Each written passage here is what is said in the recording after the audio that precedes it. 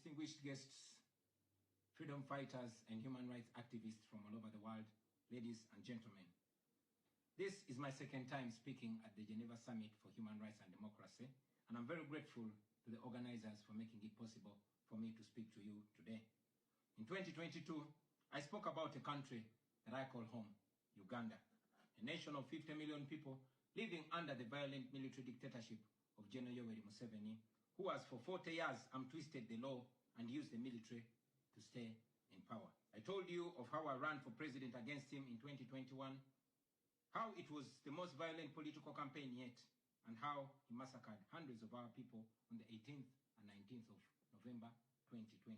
How he shut down the internet on the eve of the election, imprisoned me inside my home for weeks, and then declared himself winner of the 2021 presidential election. Now, it is 2026, and here I am again, speaking to you at the Geneva Summit. Nothing has changed for the better, only going from bad to worse. Despite what happened in 2021, we were driven by hope to give it another try. So in 2025, I announced that I was running for president again. For 112 days, I traveled across the country campaigning, and the population turned up overwhelmingly. Yet again, our campaigns were violently attacked, our supporters were murdered, we were blocked from reaching many places, and were also blocked from several media stations. As usual, Museveni shut down the internet again, this time 3 days to the election. And what happened thereafter was not an election, but a military operation. The election was so rigged to the point that even at the polling station where Museveni voted for, he got much more votes than the actual registered voters in the register. Our polling agents in several places were arrested and whisked away. Several of our party officials were arrested and many abducted. 2 female deputy presidents of our political party were abducted and held incommunicado in a military barracks for 3 weeks before being thrown into a prison where they are languishing right at this moment. The military was deployed on our streets, shooting on spot whoever dared to challenge the criminality. It was under these circumstances that Museveni yet again declared himself winner of the election, this time with over 70% of the vote. Right now, I'm speaking to you while in hiding.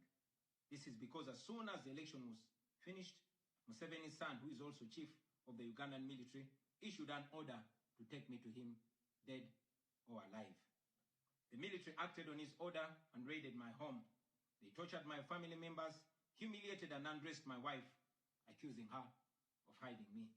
Meanwhile, they were recording and taking pictures of her, which the military chief later on shared on Twitter and bragged about capturing my wife. They also took over my home and surrounded it, and they are occupying my home as we speak right now. My wife and children had to flee the country for fear of their lives. I am in hiding, but I don't want to be in hiding. It was necessary though, so I can stay alive and be able to speak to you right now. I've said it before and I say it again, that I'll resurface at the right time in my country. I feel like the international community has abandoned us. They've ignored us and they've left us to the fate of dictators. When I ran for president in 2021, Museveni and his thugs denied their crimes. They killed our people and denied it. They tortured people and denied it. They raided our houses and denied it. General Museveni has been a smart dictator because he puts on a suit, goes to the West and to the UN, speaks very nicely about democracy and human rights, but realistically, he does not mean any of those. He talks about our so-called Human Rights Commission in Uganda, but the same person closed the UN Human Rights Office in Uganda 2 years ago because they dared to question him about his atrocities. Now that is how he has been able to maintain a facade of democracy for 40 years and counting. But now Museveni is 83 years old, and his 51-year-old son, Muhoozi commands our military, the Uganda People's Defense Forces, more like Uganda's defense against his own people. And he's effectively in charge. Unlike his father, Muhoozi does not play the role of a good dictator. He openly and shamelessly says despicable things on social media. On Twitter, he openly confesses and brags about committing atrocities against the people of Uganda. When he was summoned by Parliament, he called